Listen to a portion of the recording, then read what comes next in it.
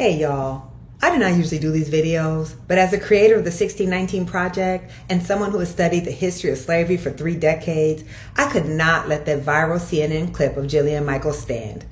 I have to first state that the times are far too serious and dangerous for us to lend our platforms to harmful nonsense.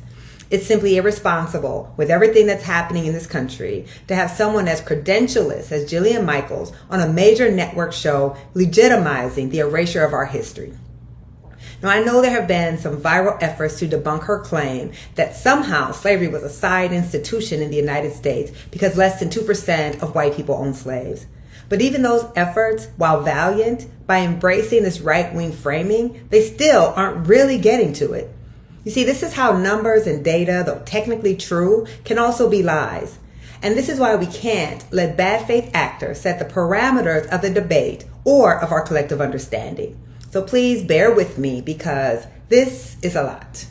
Let's take the fewer than 2% of white people own slaves at face value, though we know that number is technically incorrect. And let's apply that standard to any other industry. What percentage of Americans own social media companies or technology companies such as Apple? It's a tiny percentage. I'm doubtful if it's even 1% of Americans.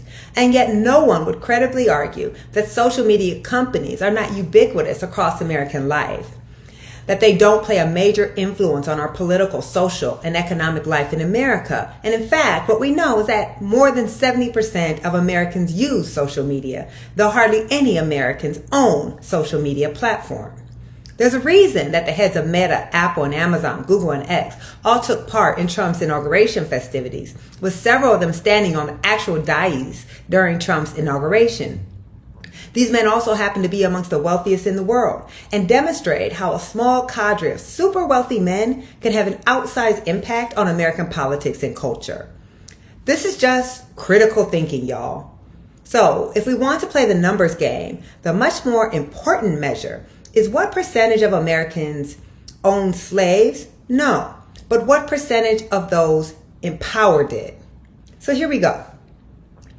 Before 1865, the end of slavery in the United States, 63% of U.S. presidents had been slave owners at some point in their lives.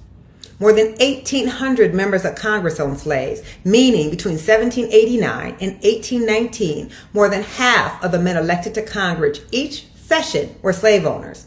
What about the Supreme Court? 26 of this nation's first 30 Supreme Court justices were enslavers, and about half of all the Supreme Court justices before the Civil War were enslavers.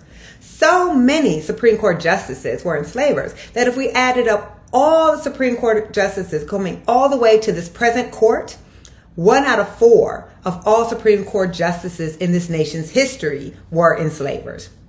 I mean, let's just look at our money. All but one of the people on our cash currency engaged in African slavery. Look at the $1 bill, $2 bill, 10, 20, 50, 100. All these men engaged in slavery. It's weird that we didn't value all those non-slave holding white people enough to put them on our money. The majority of the most powerful men in this country, the men who made the federal laws, interpreted the laws, and enforced the laws, built their wealth on African slavery. And I assure you, that number says much more about the country we inhabit than that 2%. But let's not stop there, because even limiting the boundaries of the conversation to those who owned other human beings is highly misleading. Much like technology today, slavery in the United States was a national endeavor that undergirded not just our political system, but our entire economy. During the height of slavery, it was not the Northeast, Boston or New York, but the Mississippi River Valley in the Deep South that had more millionaires per capita than anywhere in the nation. And the Confederacy, had it succeeded at being a separate country, would have been the 4th richest nation in the world when the Civil War started. Enslaved people in the U.S. produced 7/8 of the world's cotton supply, and slave-grown cotton constituted 50% of all U.S. exports, making it the #1 export in America. And the North was completely intertwined in slavery, so much so that at the start of the Civil War, New York City actually considered seceding from the Union because the economy of the nation's trade capital was so heavily reliant on slavery. White enslavers financed their operations through New York banks, protected their enslaved property through New York insurance companies, and transported their slave-grown cotton on New York ships, flooding $200 million into New York's economy every year. Enslaved people built the famous wall that Wall Street is named after. Famous companies such as Lehman Brothers are rooted in slavery. The Lehman Brothers began as cotton brokers in Alabama before moving to New York to help establish the New York Stock Exchange. Brooks Brothers made not only fine suits, but slave cloth outfits to clothe the enslaved. Domino Sugar dominated based on slave-grown sugar. As a result, by some estimates, New York received 40% of all U.S. cotton revenue. They didn't have to own the slaves to profit greatly from slavery. Northern states may have outlawed slavery, but they continued to profit off of slavery and the slave trade. We learn about the marvels of the Industrial Revolution, but that revolution was made possible not just by technology, but by cheap slave-grown cotton. Rhode Island outlawed slavery in 1787, but built its economy on the slave trade. 60% of all ships in the U.S., slave ships, left Rhode Island, and they spawned an entire enterprise to support these slave traders, shipbuilders, sailors, carpenters, rope makers. James DeWitt, he was a Rhode Island slave trader, and when he died in 1837, he was the second richest person in America.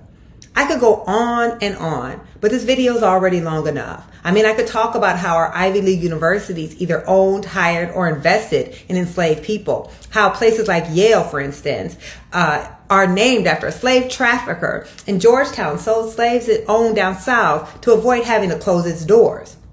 I could talk about while, quote unquote, only 2% of white people owned slaves, by the time of the Civil War, the United States, the land of the free, had the largest enslaved population in the world. That the value of those enslaved people, that human property, was greater than all of this nation's factories, railroads, and banks combined. In other words, the United States economy and political systems were built in significant part by slavery. This is simply undeniable. Without slavery, our nation would be unrecognizable to us. We cannot let them choose the parameters of the conversation in order to obfuscate the truth. That is disinformation. And the times are too serious for us to proliferate a simplistic, unsophisticated, and childish understanding of the history of slavery in the United States, because they are using this mythology to justify erasing our history because they want to erase our rights.